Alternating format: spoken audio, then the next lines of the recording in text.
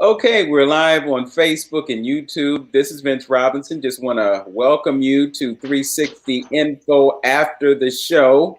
I have a very special guest with me. His name is Stephen E. Boyd, and he is our sales guy for 360, and he's also involved in developing the web and doing some other great things for us as we navigate this new normal. So we'd like to welcome you to our channel, welcome you to this platform, and also welcome you to participate. If you're viewing this live on Facebook, there is a link on my Facebook page, and you can also go to YouTube and go to my channel, and you will see the live broadcast. As always, would like to encourage you to visit my YouTube channel, like and subscribe, and you'll get notifications for when we do go live in the future. If you listen to the show, our guest today was Brother Ashra Kwesi. He has an extensive background in the history of Nile Valley civilization. He studied with Dr. Yosef ben Yochanan, who is a profound scholar of all things African, especially when it comes to Nile Valley civilization. We had a great conversation with him. He dropped some knowledge on us today, and he also indicated that he will join us online at some future point in time. So stay tuned. We got a lot of great things coming your way. Of course, he did indicate that he was not able to schedule his tour for this year. He's been going for over 40 years. I'm sure that things will change sometime in the near future, and he can resume those travels, because it's one thing to see it on a DVD. It's something entirely different to see it with your own eyes. I've had that experience, and I can tell you with absolute certainty that it is a life-changing phenomenon. So with that, I would like to open up the show and welcome to the 360 After Show our brother Stephen E. Boyd. Stephen, how you Yes, doing? I'm excellent, brother. How are you as we go into I'm this new doing year? excellent. Yes, All you right. ready for a new year, 2021? Absolutely, brother. 2020 was what it was, and all it was a warm up to get us ready so we can throw down in 2021. So, it challenged me certainly from every perspective, and yeah, I'm sure everyone out there can speak to what the year 2020 did for them. But 2021 is a whole new matter, and it's just really about, from every perspective we see, it's about us reclaiming our birthright. That's what the whole mission of what I'm about, and what my brothers and sisters all around. I could just name a list of people who have the same kind of mission. It's about understanding that we have a responsibility to claim our birthright. And we do that by knowing how to tell our story, by understanding our story. Our story is so vast. So, those who listen to 360 Info today heard one of our most profound comedic historians, Dr. Ashra Kwesi, speak. I've had the pleasure of being able to see him in person here in Cleveland on a couple of occasions, I think. And one of the members of my vocal group, Hugh People, Baba Afi Noor, always reminds me how I can go you one better, brother. I had him staying at my house when he was here. So that's where he was when he came to Cleveland to speak. So quite a show today. I enjoyed that, and it certainly I really have to credit. Uh, there's two of our ancient scholars, and I say ancient, but I don't mean ancient in terms of their ages. They're both ancestors now. But Dr. John Hendrik Clark and Dr. Yosef Ben Jokanan, Dr. Ben. Those two brothers, along with Chancellor Williams, Dr. G.M. James and the rest, they're there, but those three, Dr. Ben, um, uh, John Hendrik Clark, um, those two,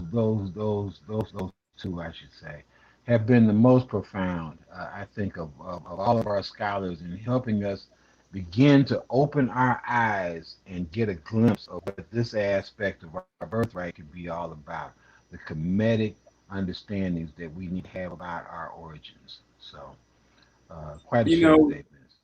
We've been very blessed to have had both of those brothers here in Cleveland at some point or another. Our brother Mwatabu Okanta at one time had a great involvement at Cleveland State University, and he brought Dr. Clark here, and I believe he also brought Dr. Ben Yochanan here as well. As you reflect on your time in Cleveland, can you talk about any of the scholars that you had the pleasure of witnessing live in person? Well, the two you mentioned, that Dr. Ben, I never had the chance to to see him in Cleveland, although I know he did come to Cleveland. And when he came to Cleveland, I was incapacitated that day and couldn't make it down to Black Studies. And let's start just by saying Cleveland State University's Black Studies Department under Dr. Curtis Wilson, with his apprentice at that time, Mortabu Okanta, was just a profoundly powerful vehicle in helping us get the free educational information that we needed here in Cleveland to begin to become aware. If we weren't seeing these professors and these scholars in person at Cleveland State's Black Studies Department, we were hearing them on Okanta's radio show, well, two radio shows, in the tradition, and Windwords. Windwords particularly was the show that allowed us to hear the lectures of many lectures of Dr. Ben. I never heard of Dr. Ben nor John Hendrick Clark until I heard those shows. And then I had the pleasure of not only seeing Dr. Clark, I also saw Dr. Ivan Van Sertima here as well. But those are the male scholars. There were some females also. I'll get to them in just a moment. But yeah, I did have the opportunity to walk with Dr. Clark. I'll never forget it from Black Studies, which was at 22nd and Euclid at that time, to his car. The car that was picking him up, which was somewhere around 18th and Chester. So I had 4 or 5 city blocks to walk with Dr. Hendrick Clark, John Hendrick Clark, and just try to discuss and ask some questions and be honored to be able to even speak with him.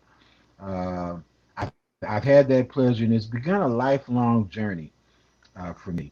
But yeah, as I listened to Ashra Kwesi today, he was the way he spoke in terms of saying that he probably was in the best spot to give tours of Kemet because of his connections. It's just so important. And, Renoko Rashidi is someone that I've known for almost 30 years now. We're all out here working, trying to get the message, get the story to our people, help with the healing. And we need all hands on deck. And I'm hoping that Dr. Renoko Rashidi will be empowered so that when he comes to Kemet, he can be as effective as he'd like to be, and he's been effective already. Ashwa Kwesi has distinguished himself as the premier person. Someone needs to be premier, but we also need soldiers. We need many more people discussing these matters, concerned about our consciousness, concerned about how to get us more awake, to help us heal. That's what all of this is all about, helping us to heal. What, as you reflect on what was talked about on the show today, what do you think is the importance of making that pilgrimage to Kemet? Well, you know, I'll never forget it. Dr. Ben, the first time I heard of Dr. Ben, he referenced a book, one of his books called A Chronology of the Bible. I was raised in the church as a Christian, and I'm happy that my family was a diverse family in terms of there being Muslims and there being Christians in the same family, along with a healthy dose of agnostics. And the thing about it is we have a story, we have some understandings about what we think this world was all about, and how we should pursue being who we are. And I remember reading something a long while ago that said, you know, if I had been born in Saudi Arabia, I would be a Muslim. The chances are pretty high that I'd be a Muslim. If I were born in Tibet or China, the chances of me being Hindu are very high. They really are because that's where I was born. That's what I was exposed to. And if I was born in Nigeria, there's the chances of me being a Yoruba are very high. And now I know if I were born in Ghana in the Volta region or in Shantiland and had been exposed, uh, whatever the Khan belief system is, that's what I'd believe. Whatever the belief systems are for those places where we were born, more than likely, that's what we're going to believe. But that doesn't mean that that's the totality of the story. So that's a question for us as a aspiring African people. Let's get the healing that we're going to get by knowing the whole of the story. So, you know, what really grabbed me about Ashra's presentation, and every time I hear this information, is how we just don't get the root truth as to the origins of things. And, you know, it's our responsibility as we move here in the 21st century to let's get to the bottom of what's what and who's who here so we can understand the why. Because why is what really is going to give us the healing that we need to get. Okay. I am posting some information for the screen just to let folks know that they can tune in to AM 1490 WERE on Saturday mornings at 11. You have been building a website. Is there anything you want to share with us about the website, what they can expect to get from it, and what your vision for the future of the website is? Yeah, we've been discussing that for some time because you know everything moves with resources, with money, and it takes money to do the things that we've done so far. And to evolve what we've got so far, we're still going to need resources because we have to pay people to do things. No one wants to do anything for nothing, no money at all. People have to have money, so we have to pay for services. You can't call the plumber to your house and say, "Plumber, man, my pipes are messed up, but I don't have any money, so I just need your goodwill to help get my plumbing fixed." You need to have money when you call that plumber. So we're going to invest even more in this show than we've invested, so we can make our website be a powerful tool to help us facilitate the conversations that we have on 360 Info. So the website does exist at this point, www.360infonetworkradio.com.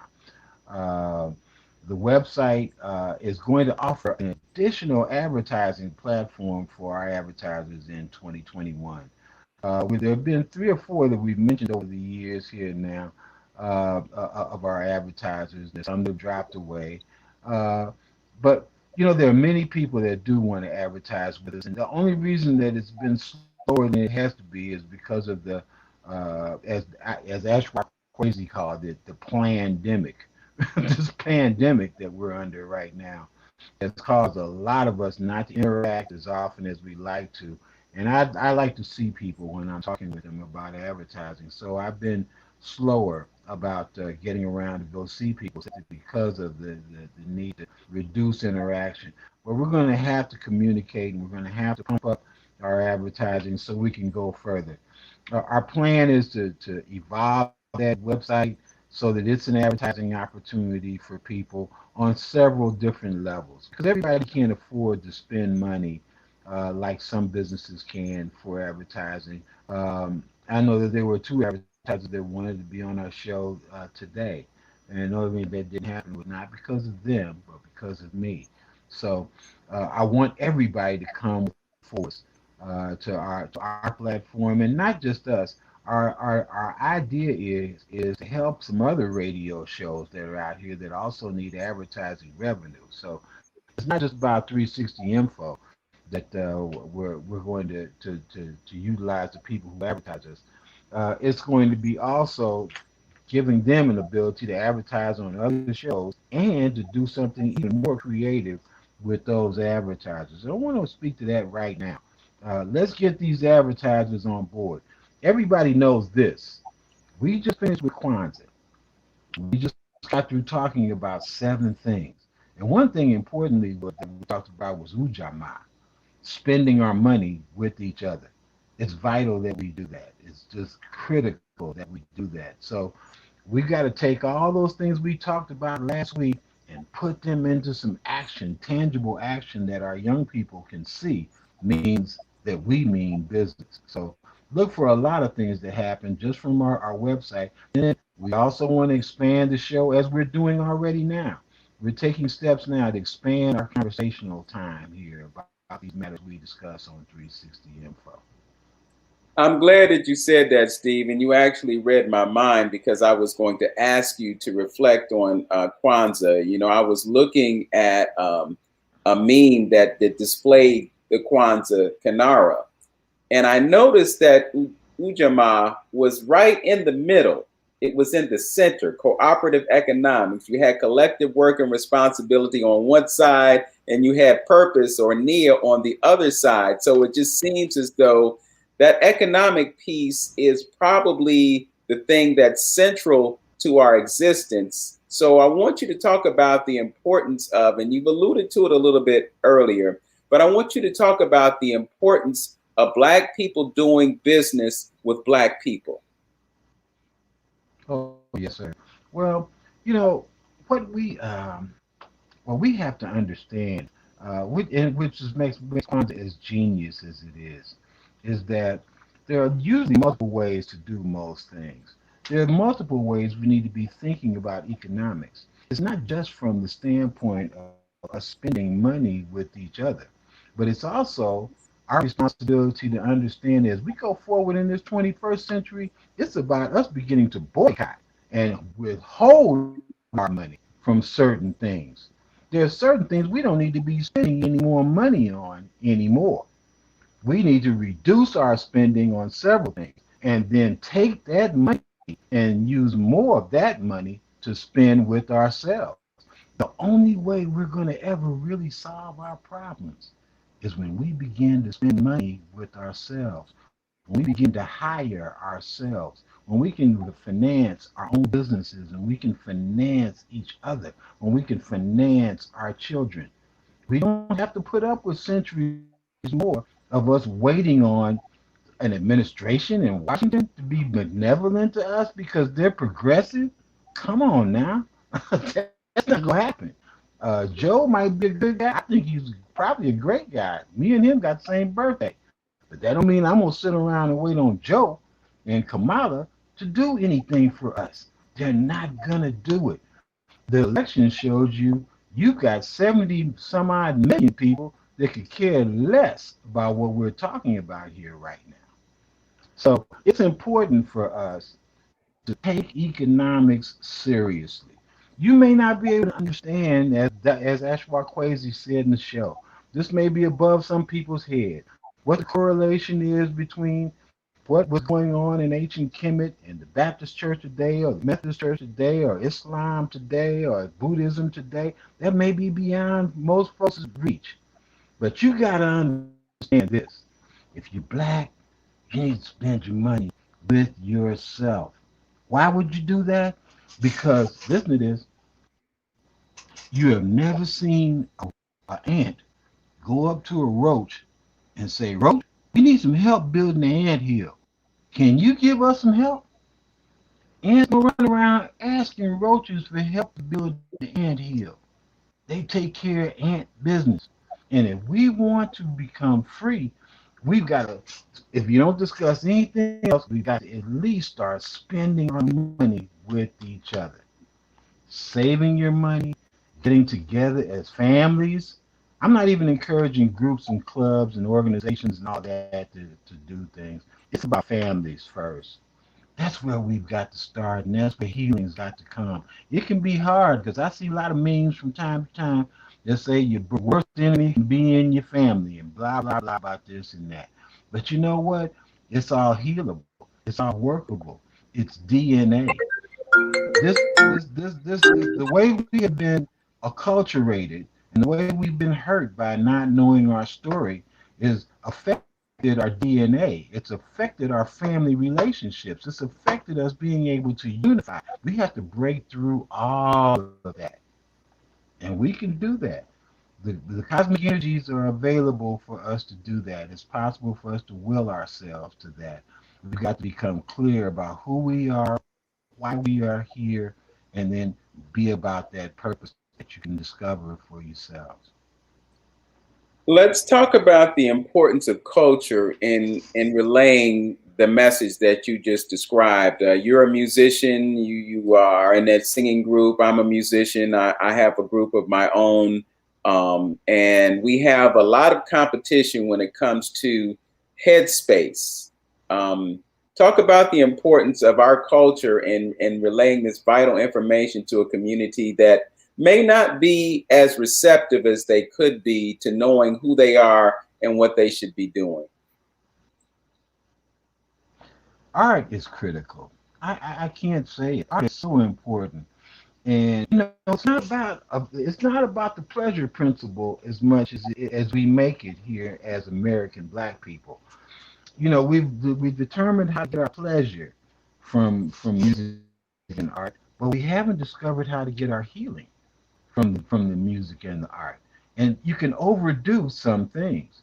That's why if you look at the problems that we have in the world today, it's not necessarily because something is bad or good. It's because we're imbalanced. We've had too much of some kinds of messages over the years, and we haven't had enough of other kinds of messages. But what do I mean by that? Well, let's just look at the African example.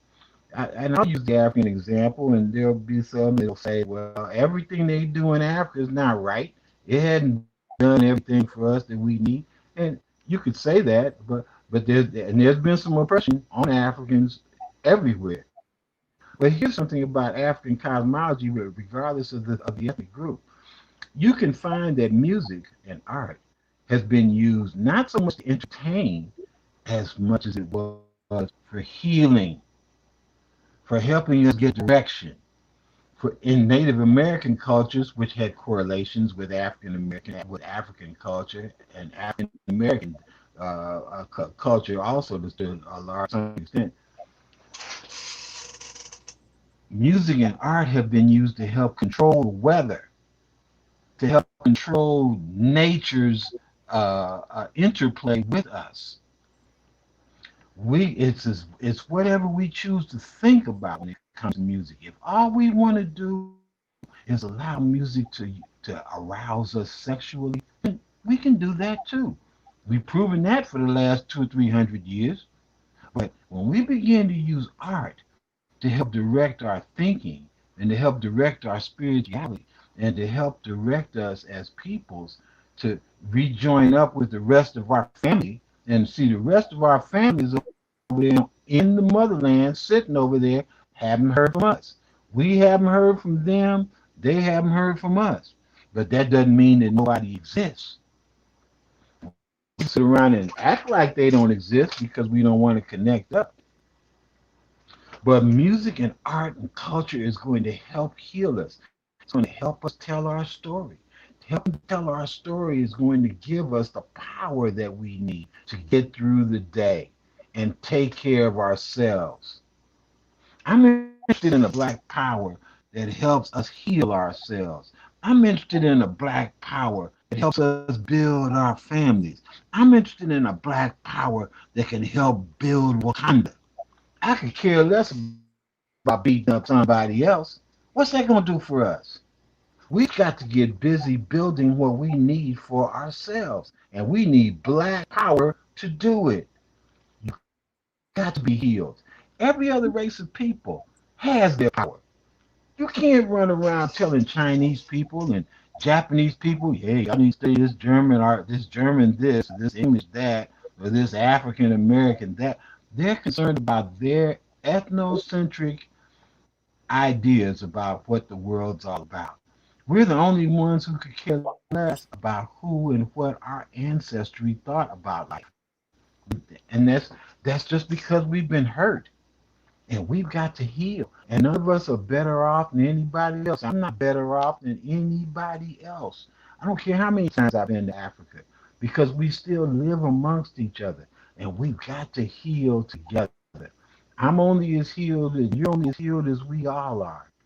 And so we've got work to do to help each other do it. So music can help us get there. To answer your question, music can help us get there. Fine art can help us get there. What we're lecturing and talking about can help us get there. What we're rapping about can help us get there. And only an enemy wants you sitting around talking about how wet your genitals are, or how crazy somebody else is, or only an enemy wants you talking about such stuff. They'll love it. They'll pay billions to keep you doing just that. You know, it's interesting. We're on the precipice of Martin Luther King Day, and everybody's going to be talking about Dr. King and his speech, I Had a Dream, and so forth and so on. I kind of cringe when it gets to this point in the year because we have such a false narrative of what he stood for. You know, when you talked earlier about certain economic things that we should be doing, amongst them boycotting products that, you know, don't really deserve our financial support. I just think right now it's important for us to give folks the real truth about what he was and who he was. You know, there were a number of ministers in this country who were not lined up behind Dr. King. They didn't want to stir the waters. They didn't want to rock the boat. They wanted to stay in that place of safety. And you had groups here locally like the Afro Set, and you had groups like the Black Panther Party, which were in different cities in the United States and also here. You know, we don't really get a true picture of what was going on back then. So I'm just hopeful that somehow within the next couple of weeks we can give people a real true picture of what Dr. King was and what he stood for, and maybe grow some consciousness around those things. And then after Dr. King Day, the national holiday that we celebrate, we're going to have Black History Month. And of course, the jokes about it's being the shortest month of the year. Reality is every month should be Black History Month. I think I saw a meme the other day that said Black History Month starts on January 1st and it ends on December 31st. So if you get the picture, then you know the importance of understanding our history. That's one of the reasons that it's so important for us to have scholars like Brother Ashra Kwesi and Baba Renoko and all the others who have taken the time to go back, to look in the history, to find out the things that happened and how we can benefit from knowing what happened then so we can determine what we need to do right now and what we need to do to move things into a more positive place for us in the future. So I want to thank you for joining me today on this after show. I think we can utilize this platform to have some meaningful conversation and dialogue about things of importance to African Americans, people of African descent. I think of myself as an African in America as opposed to an African American because there's a little slight distinction there. But, you know, as long as you call me by my name and not call me out of my name, I'm cool with that. So you can call me Baba Yao. You can call me other names, but, you know, just don't call me that N word that nobody likes to hear and provokes folks into places that they shouldn't go. Brother Steve, again, a pleasure to have you join us. And just so folks know that you are out there, you're looking to procure sponsors for our radio program so that we can be more effective in communicating these very vital messages to a listening public, not only here in Cleveland, but around the world. You know, newstalkradio.com gives us an ability to go live all the way around the planet. This platform right here also enables us to do the same thing. Right now, we're simultaneously live on Facebook and YouTube, and we'll be exploring some other platforms too. There are other live streaming platforms that can increase the expanse of our audience and also give people an opportunity to advertise their products to an international platform. I was a guest on a radio program that originates from Philadelphia on Sunday, and I noticed one of the ads was for a woman who is a business consultant. And what she did was she offered a free business consultation as an invitation for her not to just coach, but to help someone develop their business. Now, the virtual world that we're living in now enables you to connect with folks. I was on a Zoom call just a couple of days ago with an investment planner. And so he could show me the charts and the graphs that could give me an idea of how I could grow my money.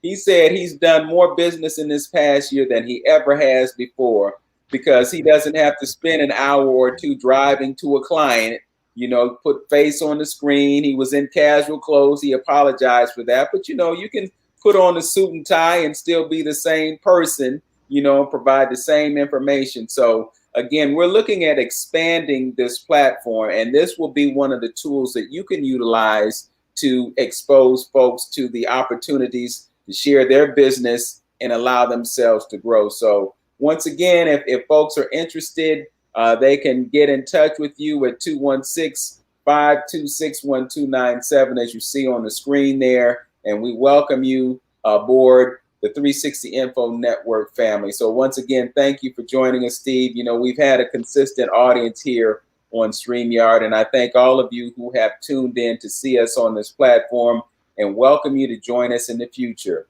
The Facebook pages are my Facebook page. You also have the 360 Info Network Facebook page. You have the YouTube channel. And those of you who are watching on YouTube right now, please like and subscribe.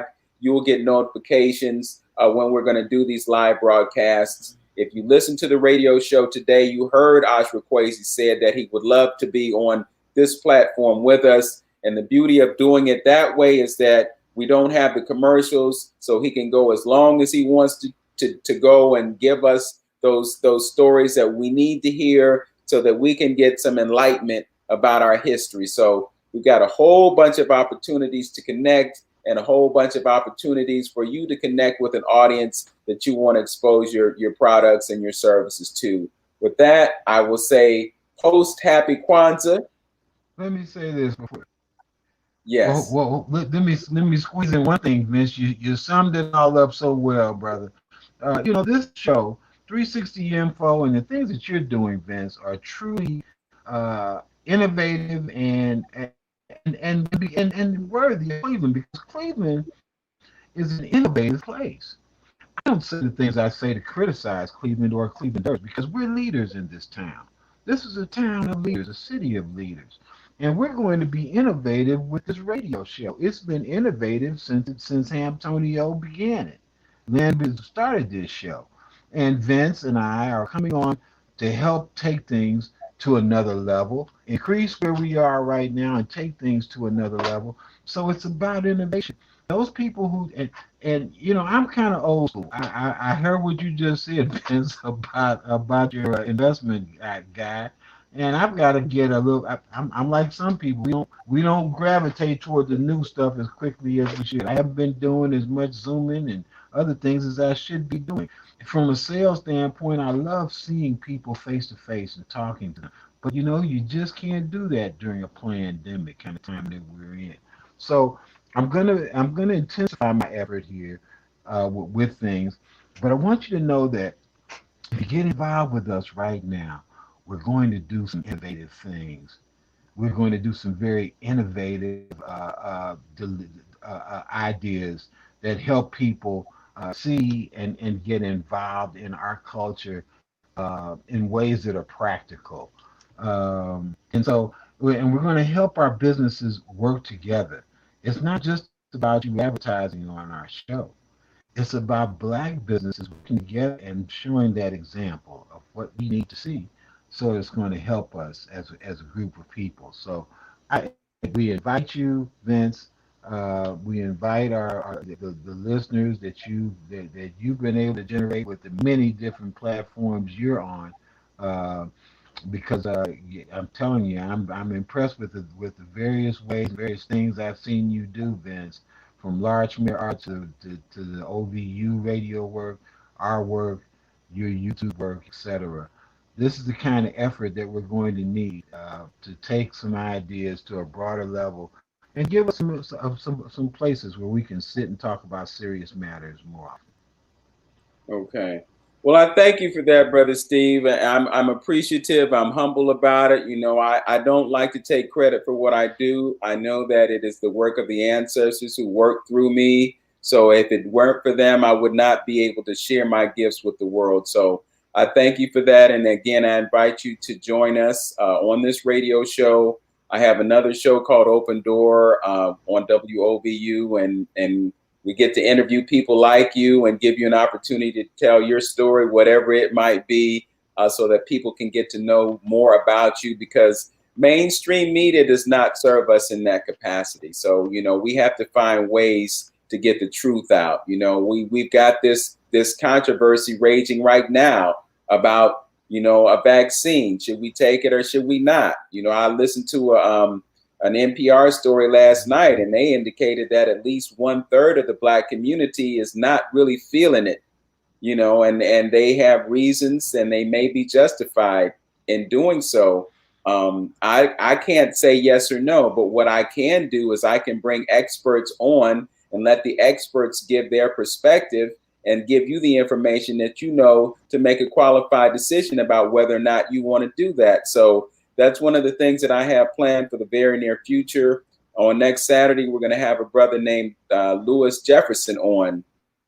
He's a former pharmaceutical person. He worked for Pfizer.